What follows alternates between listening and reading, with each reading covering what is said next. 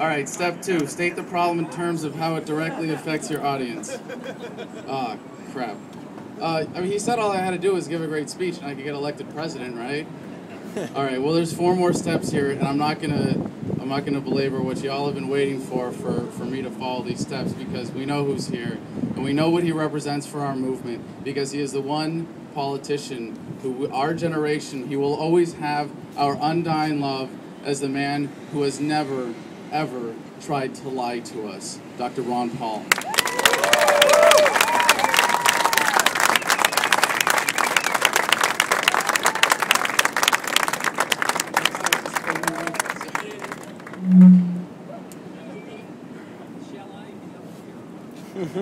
Thank you. Be here. Hope I don't fall off the table here. But it is real nice to be here, and I'm very pleased with what you're doing, especially what Jeff Frazie's put together, because I really believe this will make a difference. And this is something that I have a lot of excitement about. Because if you know, and many of you know, what happened in the campaign, you've been to some of those rallies, you know about it, and it's your age group that paid attention. And I think that's pretty important. And it doesn't seem to stop. The campaign for the presidency, that official campaign stopped, but the campaign for liberty has not stopped at all. Matter of fact, the momentum is building. I get people in the office, your age group, they're between 15 and 25. The group that are very turned off with the Republican Party.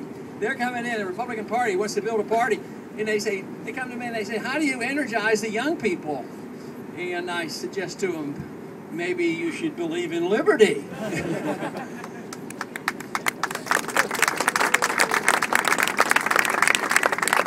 But they do come to the office, and what is impressive now in the last few weeks has been that I'm seeing a lot of young people. I said, well, you know, time goes by so quickly. I said, you got interested during the presidential campaign. No, it's been since then, you know, last 6 months or so. And of course, the official campaign ended over a year ago. So they weren't even watching things back then. But still, they're hearing about it. They're hearing about groups like that. They're hearing about your enthusiasm. They're still going to the internet, and you know there's still some YouTube videos on the internet, you know, and they get hold of these things. And I get the biggest kick out of the young people coming in, and they're dragging their parents in. And it used to be in the old days, you know, the parents had that 15 and 16-year-old dragging them in and telling them, well, you got to meet your congressman, you got to be, you know, involved in civics and know how the Congress works. It's different. This group is different. And that is very, very important, because if we're going to change it around, it's going to be you that makes the difference. A lot of people wonder why our group was a lot different. One person that recognized this in public before a hearing was your group is so much different. Remember that Hillary Clinton? She would say, you know, even in the midst of that hearing, she said, I'm going to break the rules and tell you, boy, you have an energetic crowd. Well, I honestly say it is not me, because I've read in the paper too many times. That guy has no charisma whatsoever, so therefore, why are they listening to him? It's the message. The message is so great that that is what people pay attention to.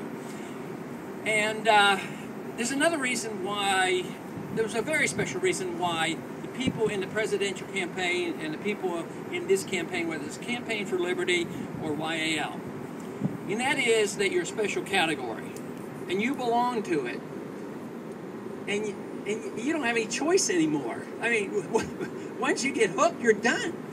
Now, I was a little more cautious. I didn't pay any attention in high school, and I had some kids in this week I couldn't believe they were reading Austrian economics, and one guy had human action, and he was 17 years old. I said, boy, I wasn't even paying any attention. But the difference is, the reason of the enthusiasm is that revolutionary movements always have to be philosophic. There are times when the violent authoritarian comes in, he takes over, but essentially the world changes by ideas. We're living today, you know, they ask me frequently, who is the one individual that's caused this economic crisis? They never wanted me to say, oh, Greenspan or Bush or somebody like that. I say, one person, Keynes.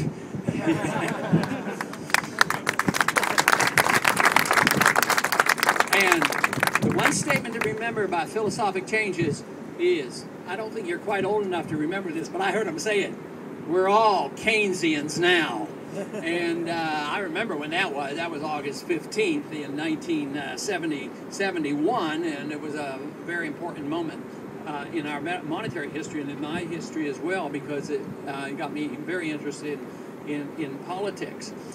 But movements and major changes in history occur by a small number of people. Some people say 3%, some people say 5%. It's never 51% of the people who pop up and say, oh, we're all Keynesians now. It was the people, the 3 or 4 or 5% who were the intellectuals in our university about to destroy our country, teaching Keynesian economics and throwing out our Constitution, hard money, and free markets. And that 3% was very, very successful. And what I'm witnessing now is that 3%, people that were in the campaign, presidential campaign for Liberty, or YAL, are part of that 3%. That's why it appeared that our campaign was the biggest campaign around, which Hillary acknowledged. It was because of the enthusiasm, the true belief, a message, and that it was something worth working for, something worth standing out on the street for. Those of you who finally discover this and say, you know, this is important, I want to be part of it, I'm serious about it. Your life can't ever be the same again, because what happens is, in the moral sense, you have a greater obligation. You'll know that the masses will never join. They don't. They may follow once you convince them it's in their best interest to follow along and come.